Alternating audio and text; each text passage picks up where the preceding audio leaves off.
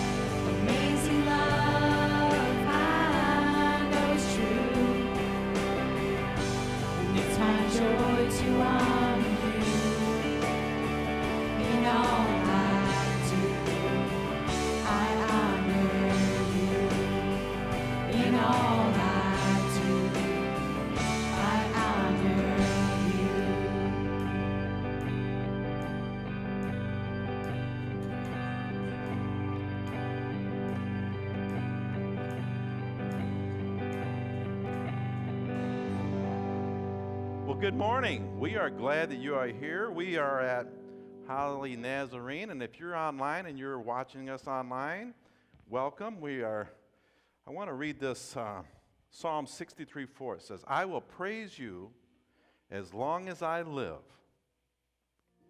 and in your name I will lift up my hands. Amen? So as we prepare our hearts for this next song, Psalm 89 says it like this. I will sing the Lord's great love forever. With my mouth I will make your faithfulness known through all generations. Amen? Let's pray. Let's open with a word of prayer. So, dear Heavenly Father, Lord, we come before you as you command us in Psalm 63. We lift up our hands and our hearts, and we love singing your praises. In Jesus' name we pray. Amen.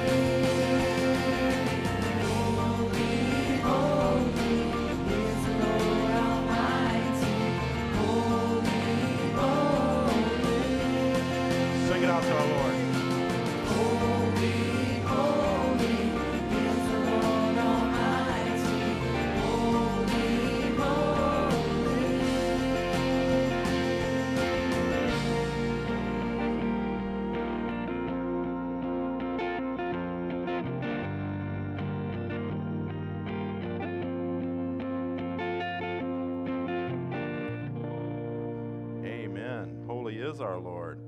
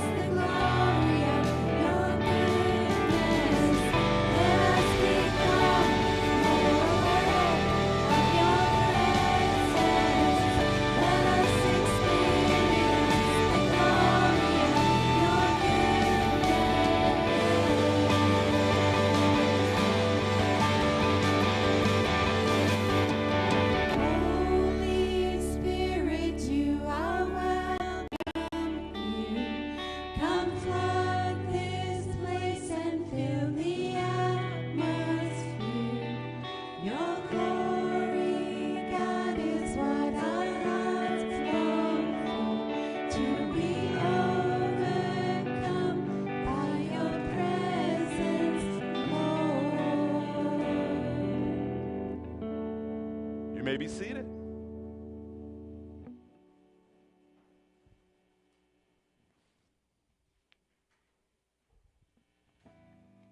Father, we thank you.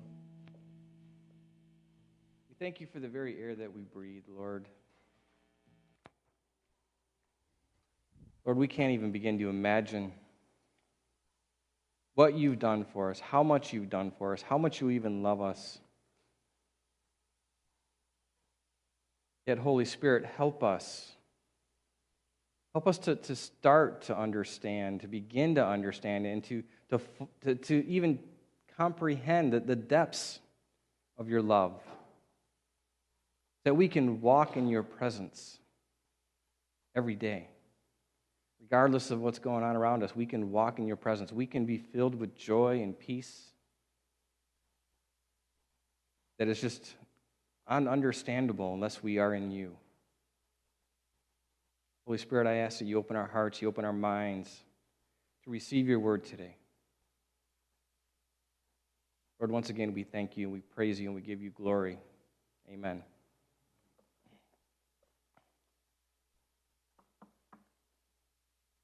So as my ushers come forward, I'm just going to read Psalm 65, and I just want you to listen to it.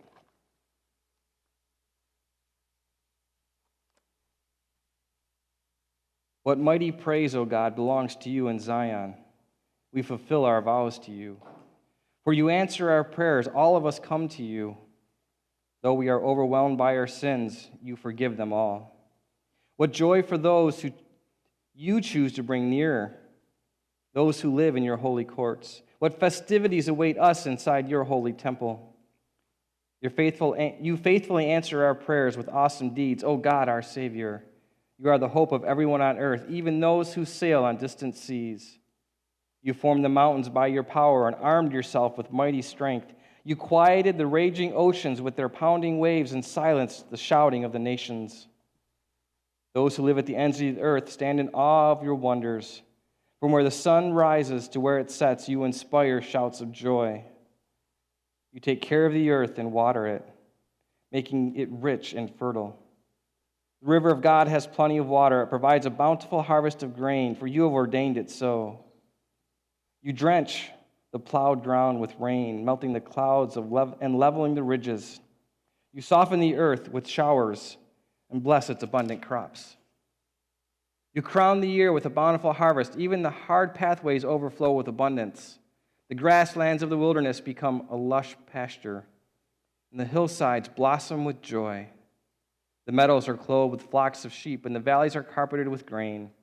They all shout and sing for joy. As we get ready to give,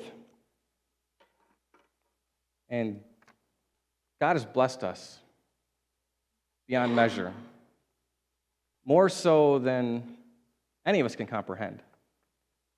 We even sit and think about all the blessings that God has given us. Our minds should be blown. They should be. And I hope at some point that we are in awe of who God is. And just this week, as we were up in Grand Marais, and to see the expanse of the lake, and to see the rivers, and to see the countryside itself, and how it flourishes, and how God created all of that. Just in awe of who he is and what he's done, and just wow, right? I would hope so. I mean, we look around nature and we should just go, wow, thank you, Lord, for all you've done. And he asks us to give a little bit back. A tiny bit. As in, wow, thank you for blessing us. It's funny, not funny, it's awesome that his word says, you give and I'm going to give. Right? So, do you want to take him at his word? I do. And I do take him at his word. I give. And he continues to bless me. Wow, God, thank you so much. And as some of you know, online, if you don't know, our church is available to the public. As a matter of fact, we have a couple here who are getting married in September. They're checking out our building, and they're going to use it for their service. And it's God's building. It's His church. It's open to the public. If you want to use it, if you need to use it, all you have to do is get online. You can see our calendar online at hollynaz.com. And the calendar is up to date. So if you see the date that you want and you see there's nobody in the church or it's available, there's a little button so you can reserve the church. I get that email, and then we correspond back and forth a little bit, as Brian could tell you. And I try and meet your needs. Basically, I have a building. That's what I can do. You come in, you set it up, you clean up. And all I ask for is a donation. I have 2 checks here. People have used our building, and they've thanked us, and they've given us a donation. It's not required, but if you want to give a donation, great. But it's not a requirement. The building is here to be a blessing to those around us, as we are to be a blessing to everyone around us.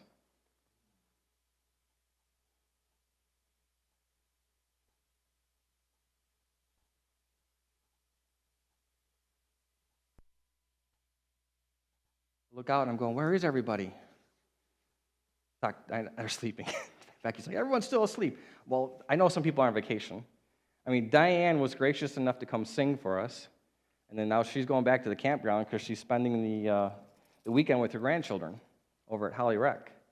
And Ed had to cook breakfast for all the young'uns. So he's over there, and the Leapers are up north. And as I said, we were up north, and Becky was up north a couple weeks ago, and it's trying to turn my phone off so you don't hear the Imperial March.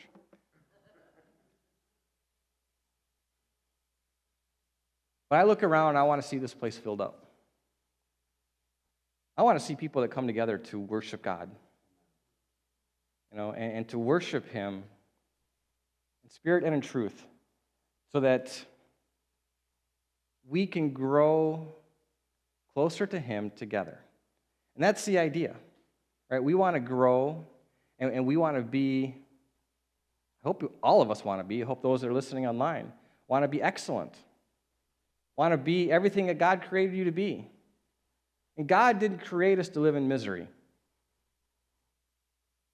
He didn't create us to just survive. He created us to flourish. He created us to be awesome. As I read Psalm 65,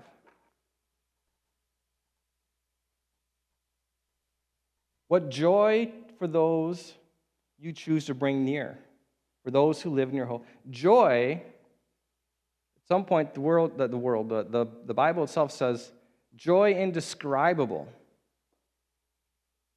That's ours. That can be ours to those who are righteous, to those who are in Christ.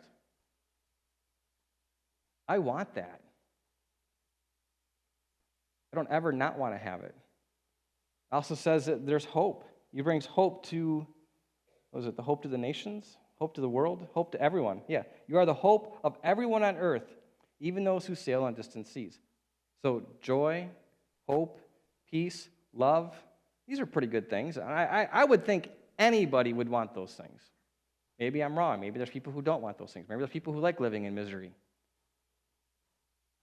Most of the time, those people don't like being there. And there's an answer to get out of it. And that's the thing. We have to want it. We have to want to go after it. We have to want to pursue it. God has it there, and but He doesn't just bestow it on us unless we are willing to take the steps necessary to do everything the Bible says and never mess up. Please tell me that's a resounding no. Please tell me the people online are like typing in right now. No, no, no, no. No, all He wants us to do is seek Him, love Him, pursue Him. So what if we get it wrong? We're pursuing Him. That's what He wants, is our desire for Him. Not to be 100% correct. You're not going to find that in here. That's not who God is. If I read Ephesians 2:10, Ephesians 2:10 says, "For we are God's masterpiece. He created us anew in Christ Jesus so we can do the good things He planned for us long ago." Before the foundations of the world, God had a plan for Joe's life. Isn't that awesome, Joe? It's awesome. Sometimes we like to thwart God's plan and not go where he wants us to go or not do what he wants us to do. However, sometimes we do want to do what God wants us to do. We do want to pursue him and go after him. And God will change us. As Paul says in 1 Thessalonians 3:23. I'm going to read it out of the NIV instead of the New Living I have here. It says, "May God himself, the God of peace, sanctify you through and through." Sanctifying us through and through means he wants to make us holy. He wants to make us who he designed us to be, which is someone who is filled with joy and love and peace. As I said, we have to pursue it. We have to go after it. And what happens when we pursue these things? People around us may attack us. People around us may thwart what I desire God, and I want to be better. I'm going to do his work, be the person that he created me to be. I hope everyone here and everyone listening online wants to be the person that he created us to be. However, when we start to do that, when God starts to sanctify us through and through, which means he's going to change who we are, he's going to make us better, there's going to be people that don't want us to be better. And as an object lesson for today, let's look at Nehemiah. We'll turn to Nehemiah 4. And God had sent Israel into exile because they were disobeying him. And now they're able to come back. So Nehemiah is sent to Jerusalem, and he's sent there to do basically God's work, and that's to rebuild the walls. They have to rebuild the walls of Jerusalem. Now imagine this. It was 70 years later, or 7 years earlier, that Jerusalem was destroyed. So it's pretty much been sitting there, neglected, in a state of destruction. Now what happens to a building, to any building, if it just sits there? It deteriorates. It gets worse even. So imagine the walls.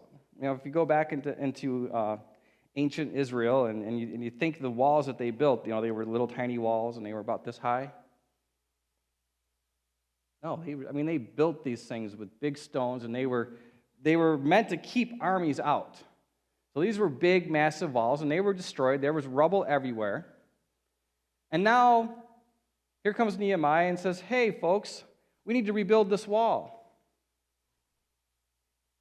There's destruction everywhere. There's not trade skillsmen. The people that are going to rebuild the walls are farmers. They're going to do a great job, aren't they? They're going to do what they can do. They're going to do the best that they can do, and that's what we're going to see. But they're doing the Lord's work. They're doing what they can do to do the best that they can do. And they're going to find opposition. Just like we will find opposition when we want God to sanctify us. We're going to find it outside the church, and sometimes we'll find opposition within the church. Yuck. That should never happen, but it does. So let's start with Nehemiah 4. Nehemiah 4, I'm just going to start from verse 1. Sanballat was very angry when he learned that they were rebuilding the wall. He flew into a rage and mocked the Jews, saying in front of his friends and the Samaritan officers, "What does this bunch of poor, feeble Jews think they're doing? They think they can build the wall in a single day by just offering a new sacrifice? Do they actually think they can make something of stones from a rubbish heap, and charred ones at that?" Tobiah the Amorite, who was standing beside him, remarked, "That stone wall could collapse. Even a fox walked on top of it." So these two guys, what are they doing? They are slandering the Jews. They're talking and making fun of them. And as we want to change, as we want to pursue godliness, people outside the church that perhaps they knew who we were. Perhaps they knew the kind of person we were. And now we're trying to make changes. We're trying to be better. We're trying to become more godly. We're trying to become more Christ-like. And what are they going to do? They're going to do everything they can do to stop us. It's not just strangers. your friends, your family members. Because when you start to walk in holiness, when you want to start to be more godly, you end up shining light on their sins, shining light in their destructive life patterns. I just want to get better. I want to be whole. And you probably want your friends and your family to come with you. But they're going to get angry. They don't want to see it that way. They want to stay in their comfort zone. And I tell you what, they'll do everything they can sometimes to tear you down. Just like these two guys here doing everything they can, saying everything they can to get the Jews to stop doing the work that God called them to do. And what does Nehemiah do? Let's read verse 4. Then I prayed. What's the best thing we can do when people are attacking us? We can pray. We can talk to God. And we should. All the time. He wants us to bring everything to Him. Then I prayed, hear us, our God, for we are being mocked.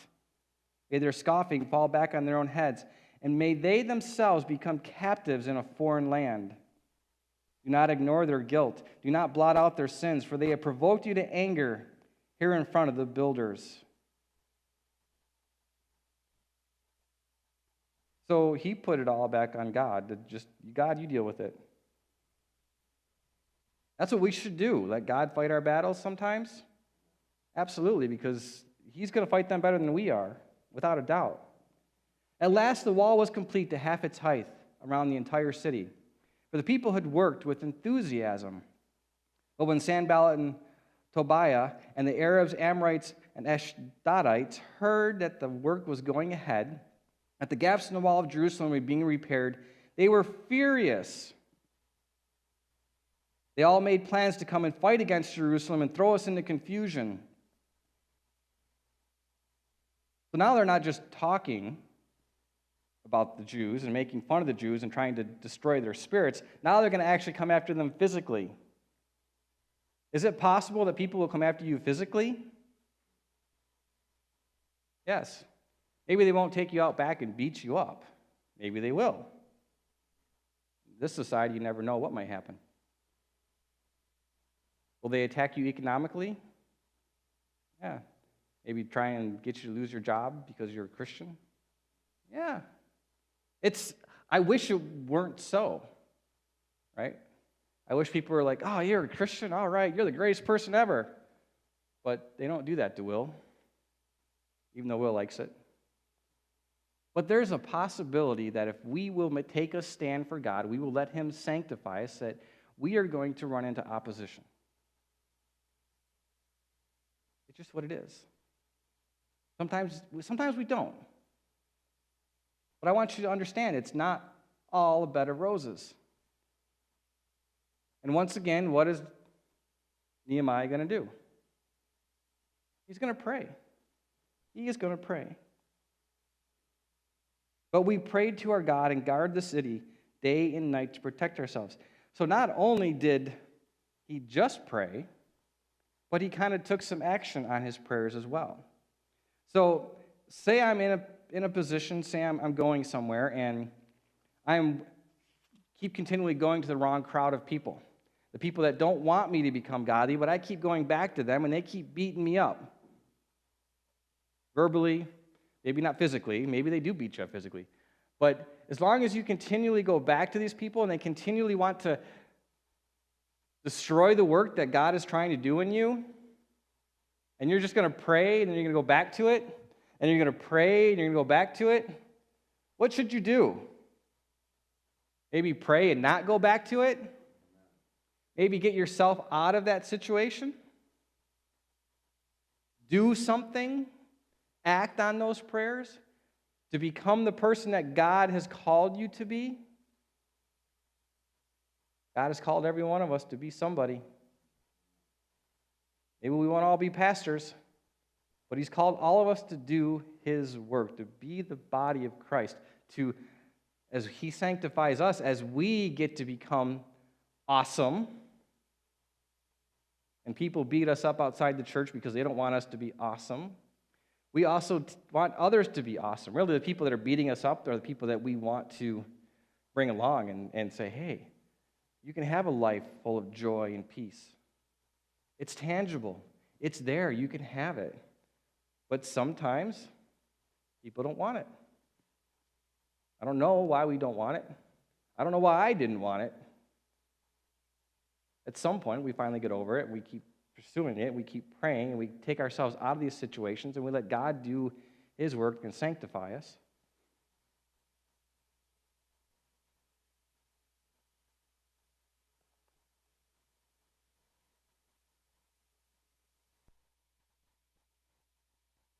So meanwhile, verse 10.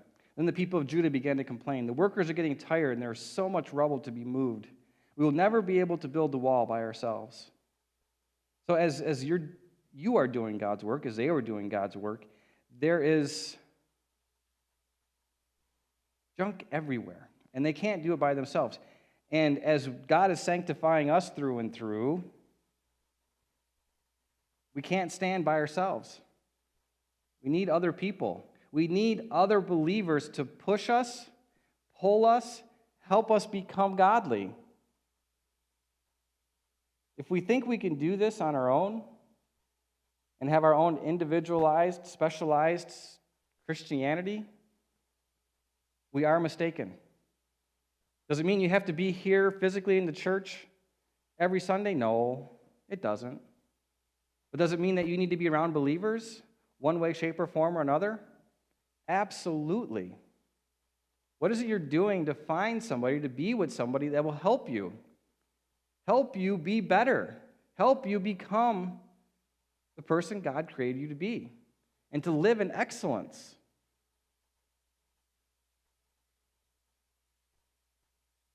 The Jews who lived near the enemy came and told us again and again, they will come from all directions and attack us. So I placed armed guards behind the lowest parts of the wall in the exposed areas. I stationed the people to stand guard by families, armed with swords, spears, and bows.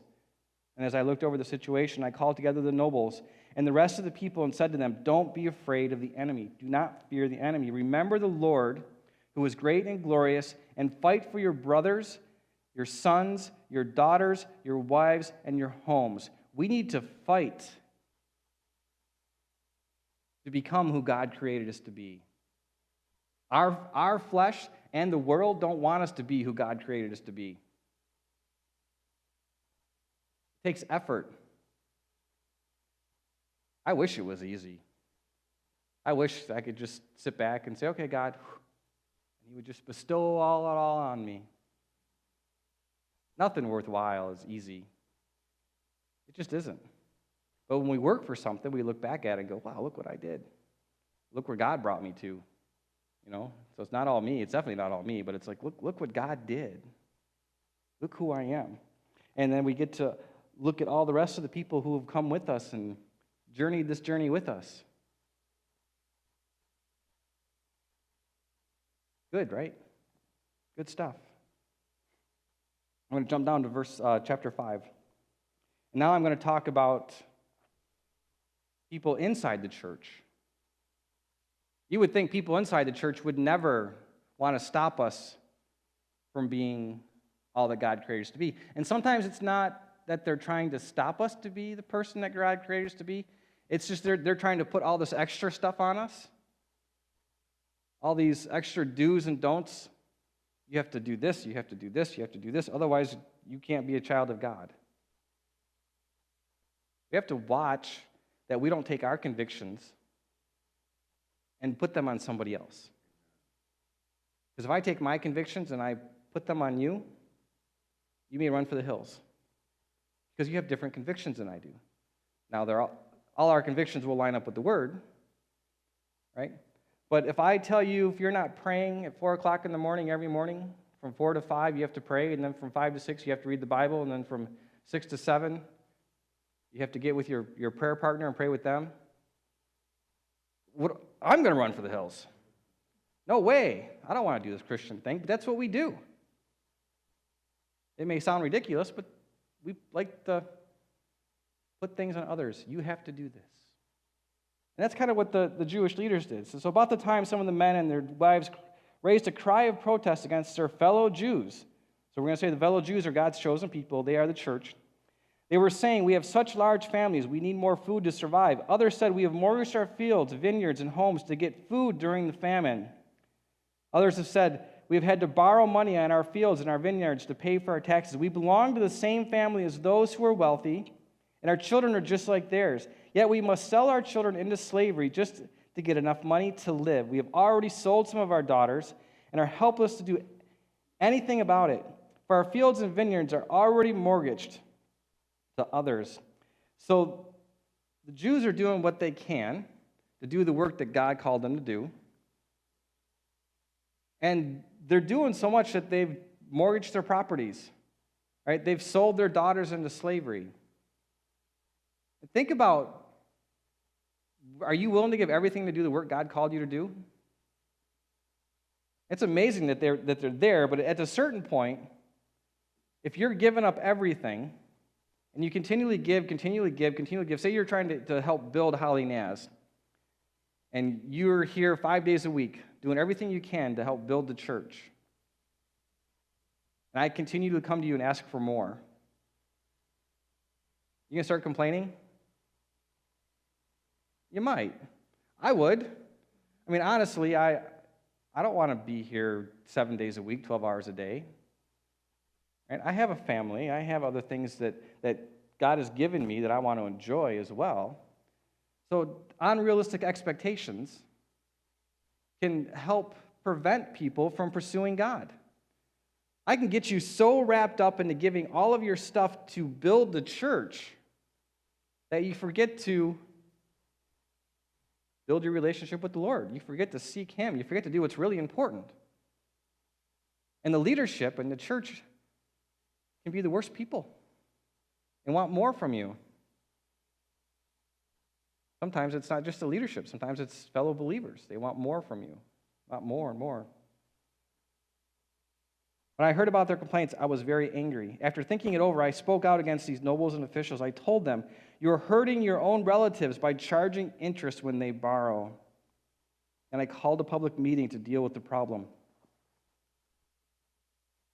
At the meeting, I said to them, we are doing all we can to redeem our Jewish relatives who had to sell themselves to pagan foreigners, but you are selling them back into slavery again. How often must we redeem them? They had nothing to say in their defense. And I pressed further, what you are doing is not right. Should you not walk in fear of our God in order to avoid being mocked by enemy nations? I myself, as well as my brothers and my workers, have been lending the people money and grain, but now let us stop this business of charging interest. You must restore their fields, vineyards, olive groves, and homes to them this very day, and repay the interest you have charged when you lent them money, grain, new wine, and olive oil.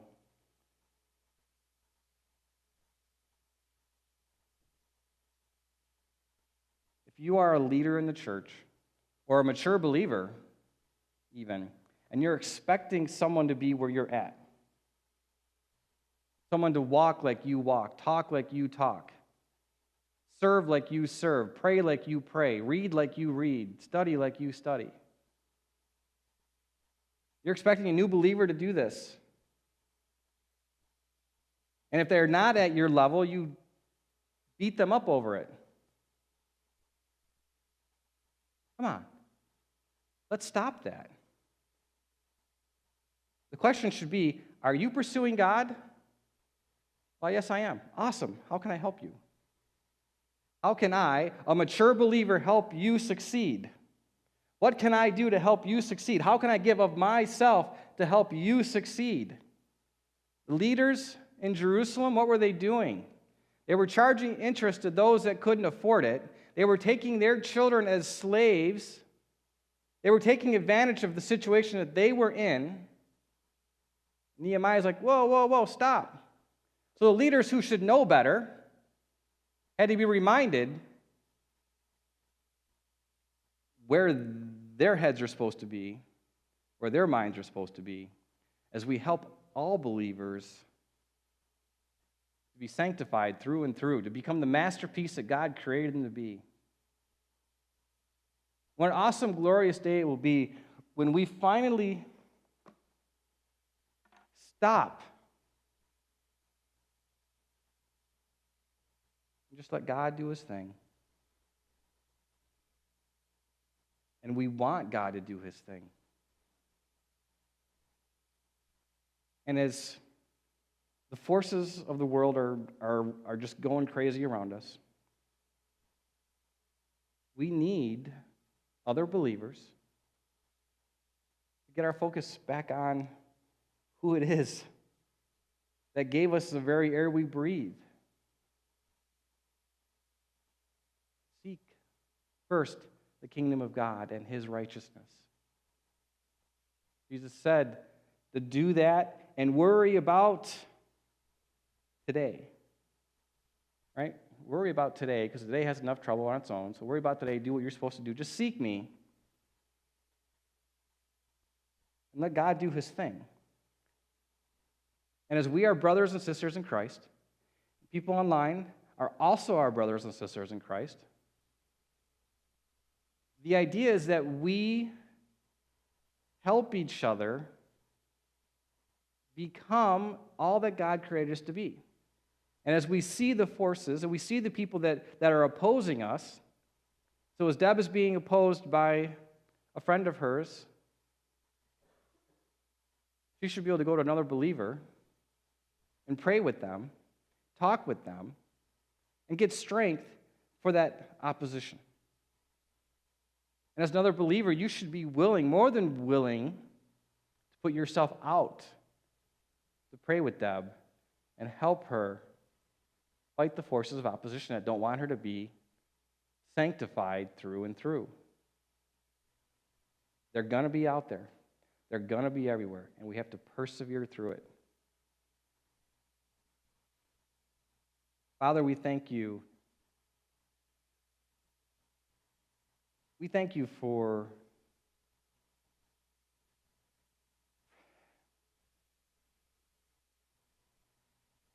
loving us enough, for loving us more than we can ever begin to understand, and for wanting us to be people who live this life the way you designed it to be, that can walk with joy and hope and peace and love, no matter what is going on around us, no matter what turmoil is happening in the world. We get to walk with you. And Lord, as you are sanctifying us, as you are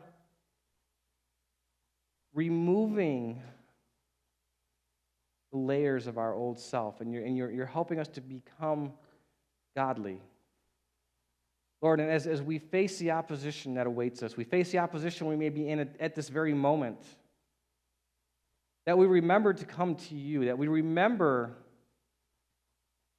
you're the source of our strength, the source of our very lives. Lord, those of us that have been believers for a long time, that should be walking in excellence, that should be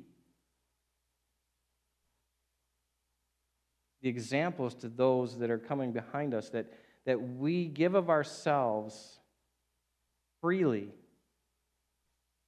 to help them experience all that you've given them to experience. So, Lord, help us to be the church. Help us to bind together, to love one another, so that we can walk in excellence, so that we can face our foes and face the opposition and come out the other side in victory. Lord, we thank you for all you've done. We thank you for all you're doing. Lord, we want to give you praise for all you're going to do. In your precious name we pray, amen. So now we have potluck, those of you that are here. spend some time together, getting to know one another, so that we can help one another, encourage one another. We can be the church that God wants us to be.